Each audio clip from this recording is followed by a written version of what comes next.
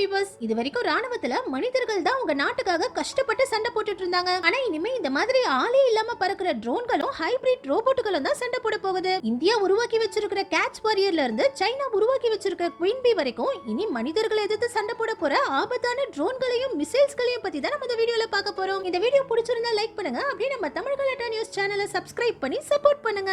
நம்ம முதல்ல பார்க்க போறது ஹைபிரிட் ட்ரோன்ஸ். முதல்ல இப்ப புதுசா வந்திருக்கிற ட்ரோன்கள் எல்லாம் பத்தி பார்க்கலாம். ட்ரோன் ட்ரோன்ஸ்ங்கற இந்த ட்ரோன்கள் பார்க்கிறதுக்கு ரொம்பவே சின்னதா இருக்கும். ஆனா பறக்க ஆரம்பிக்கும் போது இந்த மாதிரி ரொட்டேட் ஆகி பெருசா விரிஞ்சு ஹை ஸ்பீட்ல பறக்கும். இதுக்கு அடுத்ததா மார்ஃபிங்கிற இந்த வகை ட்ரோன்கள் ஏதாவது ஒரு இடத்துல மோதினாலும் இது கீழே விழாம வளைஞ்சு மறுபடியும் பறக்க ஆரம்பிச்சிடும். இதுக்கு அடுத்ததா ஷேப் ஷிஃப்டிங் ட்ரோன்களையும் உருவாக்கிட்டு இருக்காங்க. இதுங்களை பார்க்க ரொம்பவே வித்தியாசமா இருக்கும். இதுங்களால இதுங்களுடைய ஷேப்பையே மாத்தி பறக்க முடியும். இதுக்கு அடுத்ததா பேட் ட்ரோன்களை உருவாக்கி இருக்காங்க. இதுங்களை பாக்குறதுக்கு பறவைகள் மாதிரியே இருக்கும். பறவைகள் எப்படி பறக்குதோ அதே மாதிரி இந்த ட்ரோன்களும் பறக்கும். எதிரி நாடுகளை கண்காணிக்கிறதுக்காக இந்த வகை ட்ரோன்களை உருவாக்குறாங்க. இது உயரத்துல பறக்கும் போது பறக்கிறது பறவையா ட்ரோனானே கண்டுபிடிக்க முடியாது. ட்ரோன்களையே இந்த ஹேகமோஸ்பியர் ட்ரோன்கள் ரொம்பவே வித்தியாசமான ஒரு ட்ரோன். ஏன்னா மத்த ட்ரோன்களால பறக்க மட்டும் தான் முடியும். ஆனா இந்த ட்ரோனால பறக்கவும் முடியும், தரையில உருண்டும் போக முடியும். இதுலயும் இதோடைய ஷேப்ஸ மாத்தி பறக்கிறது, ஒரு ட்ரோன் இன்னொரு ட்ரோனோட கனெக்ட் ஆகி சின்ன சின்ன வேலைகளை செய்யறதுன்னு நிறைய விஷயங்களை புதுசா ட்ரை பண்ணிட்டு இருக்காங்க. இதுல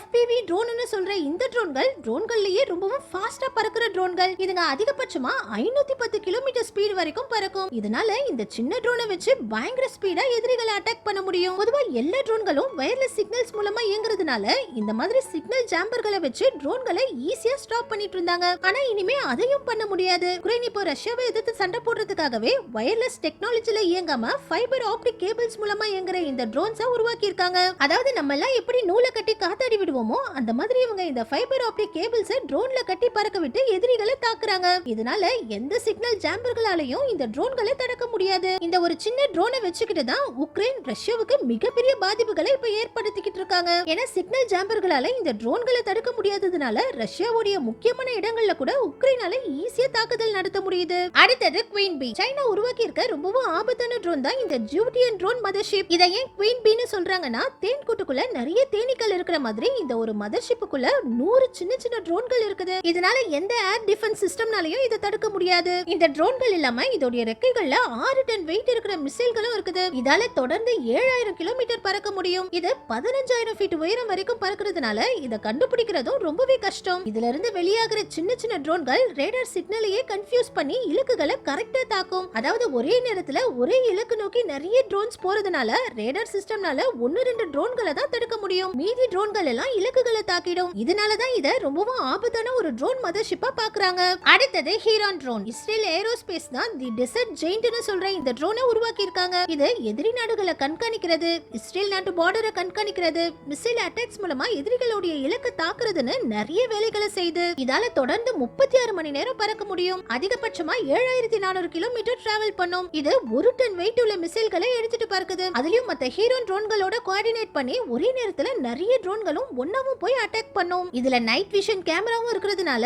இரவு நேரங்கள்லயும் இதால எதிரி நாடுகளையும் தொடர்ந்து கண்காணிக்க முடியும். இப்பவே இஸ்ரேல் இந்த ட்ரோனை வச்சுதான் நிறைய நாடுகளை உளவு பாக்குறாங்க. அடுத்தது ஜஸ்டிஎஃப் UAVs. ஜப்பான் நாடு சின்னதா இருந்தாலும் ஜப்பான் மிலிட்டரியில நிறைய அட்வான்ஸ்ட் ட்ரோன்களை பயன்படுத்துறாங்க. சின்ன சின்ன ட்ரோன்கள் இருந்து ஒரு வீட்டையே காலி பண்ற அளவுக்கு பவர்ஃபுல்லான ட்ரோன்களை கூட ஜப்பான் மிலிட்டரியில பயன்படுத்துறாங்க. ஜப்பான் ஏர் செல்ஃப் டிஃபென்ஸ் ஃபோர்ஸ் தான் இந்த UAVs ட்ரோனை உருவாக்கி இருக்காங்க. இதுல இருக்கிற AI டெக்னாலஜி மூலமா இது தானாவே எதிரிகள் விமானம் வரத கண்டுபிடிச்சு இது தன்னைத்தானே பாதுகாத்துக்கும். இது மட்டும் இல்லாம எதிரி நாடுகளை கண்காணிக்கிறது, மத்த ட்ரோன்களுடைய சிக்னலை ஜாம் பண்றதுன்னு இது நிறைய வேலைகளை செய்யுது. அடுத்தது கேட்ச் வாரியர். இப்ப நம்ம இந்தியன் ஆர்மி தான் ரொம்பவும் வேகமா வளர்ந்து வர ஒரு ஆர்மி. ஏன்னா முன்னாடி எல்லாம் வெளிநாடுகள்ல இருந்து தான் நிறைய ஆயுதங்களை நம்ம வாங்கிட்டு இருந்தோம். ஆனா இப்போ நம்ம இந்தியாவிலேயே நிறைய அட்வான்ஸ்டான ஆயுதங்களை தயாரிக்க ஆரம்பிச்சிட்டோம். இந்துஸ்தான் ஏரோநாட்டிக் லிமிடெட் இந்த கேட்ச் வாரியர் ட்ரோனை உருவாக்கி இருக்காங்க. இதுக்குள்ள 4 சின்ன ட்ரோன்கள் இருக்கும். இந்த சின்ன ட்ரோன்களை வச்சு deep strike missions, jamming, suicide attacks கூட நடத்த முடியும். எதிரி நாட்டு ரேடர்கள்ல இருந்து தப்பிச்சு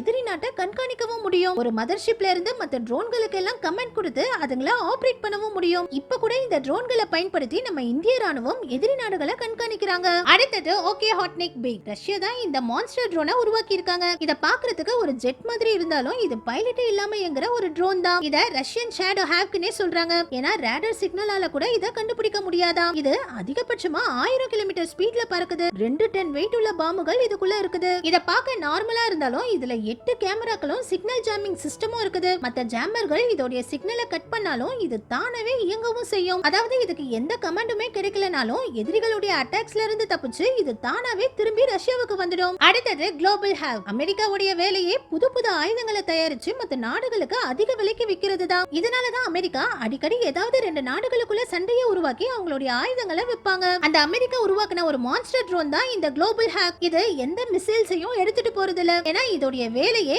60,000 ஃபீட் உயரத்துக்கு மேல பறந்து மத்த நாடுகளுடைய கண்ணுல படாம எதிரி நாட்டை கண்காணிக்கிறது தான். இதால தொடர்ந்து 36 மணி நேரமும் பறக்க முடியும். இது மத்த மிசைல்களுக்கும் வெடிக்கக்கூடிய ட்ரோன்களுக்கும் கமெண்ட் கொடுத்து எதிரிகளுடைய இலக்கை கரெக்டா தாக்க வைக்கும். இந்த குளோபல் ஹேக் ட்ரோனை வச்சுதான் ஆப்கானிஸ்தான், ஈராக், உக்ரைன், நார்த் கொரியாவை கூட அமெரிக்கா கண்காணிச்சிட்டு இருக்குது. இதுக்கு அடுத்ததா MQ-9 டிராப்பர்ங்கிற இந்த ட்ரோனையும் அமெரிக்கா வச்சிருக்காங்க. ஜெனரல் அட்டாமிக்ங்கிற நிறுவனம் தான் இந்த ட்ரோனை உருவாக்கி இருக்காங்க. இது டைரக்டா சேட்டலைட் சிக்னல்ஸோட கனெக்ட் ஆகி இருக்கிறதுனால இதோட சிக்னல்ஸை கட் பண்றது ரொம்பவே கஷ்டம். இது 1.7 டன் வெயிட் உள்ள மிசைல்களை எடுத்துட்டு பறக்குது. இதனால இந்த மாதிரி 10 ட்ரோன்கள் ஒன்னா போனா ஒரு ஊரையே காலி பண்ணிடும். இதுக்கு அடுத்ததா USAF கிரீம்லின்ஸ்ங்கிற ஒரு மான்ஸ்டர் ட்ரோனையே அமெரிக்கா வச்சிருக்காங்க. இந்த விமானத்துல இருந்து இத டிராப் பண்ணிட்டு மறுபடியும் விமானத்துக்கே திரும்பி கொண்டு வந்துடுறாங்க. அதுவும் இத ஒரு கார்கோ பிளேன் எடுத்துட்டு போகுதுன்னா உள்ள எத்தனை ட்ரோன்களை வைக்க முடியும்னு பாத்துக்கோங்க. இதனால ஏதாவது ஒரு இடத்தை மொத்தமா அழிக்கணும்னு நினைச்சா அமெரிக்கா இந்த ட்ரோன்களை மொத்தமா எடுத்துட்டு போய் ஒரே இடத்துல போட்டு அந்த இடத்தையே கூட மொத்தமா அழிக்க முடியுமா? இது மட்டும் இல்லாம ஹேல் கிளாஸ் ஆர்காங்கிற தண்ணி கடியில போற ட்ரோனையும் அமெரிக்கா வச்சிருக்காங்க. போயிங் நிறுவனம் தான் இந்த ட்ரோனை உருவாக்கி இருக்காங்க. இதுக்குள்ள 6 சின்ன மிசைல்களும் 3 ஸ்பை மிசைல்களும் இருக்குது. இதனால இத வச்சு மத்த நாடுகளை கண்காணிக்கவும் முடியும், எதிரிகளுடைய கப்பல்களை தாக்கவும் முடியும். நம்ம கடைசியா பார்க்க போறது எசா கரார். ஈரான் ராணுவத்துல தான் எசாங்கிற இந்த ட்ரோன்களை உருவாக்கி இருக்காங்க. இத பார்க்க நார்மலா இருந்தாலும் ரொம்பவும் கம்மியான செலவுல பயங்கர ஸ்பீடா போய் தாக்குற ட்ரோன்களை ஈரான் உருவாக்கி இருக்காங்க. இதால 1000 கிலோமீட்டர் ஸ்பீட்ல போய் இலக்க தாக்க முடியும். இதால ரேடார் சிக்னல் இருந்தும் ஏர் டிஃபென்ஸ் சிஸ்டம்ல இருந்தும் தப்பிச்சு இலக்க போய் துல்லியமா தாக்க முடியும். இது ஸ்ட்ரைட்டா போகாம வளைஞ்சு வளைஞ்சு போறதுனால தான் இஸ்ரேலோட ஐண்டோம் சிஸ்டமையும் தாண்டி போய் இதால இஸ்ரேல் நாட்டை தாக்க முடிஞ்சது. ஓகே வீவர்ஸ், மனிதர்களை அழிக்கிற இந்த ஆபத்தான ட்ரோன்கள் எல்லாம் பத்தி நீங்க என்ன நினைக்கிறீங்கன்னு கமெண்ட்ஸ்ல சொல்லுங்க. இந்த வீடியோ பிடிச்சிருந்தா லைக் பண்ணுங்க, அப்படியே நம்ம சேனலையும் சப்ஸ்கிரைப் பண்ணி சப்போர்ட் பண்ணுங்க.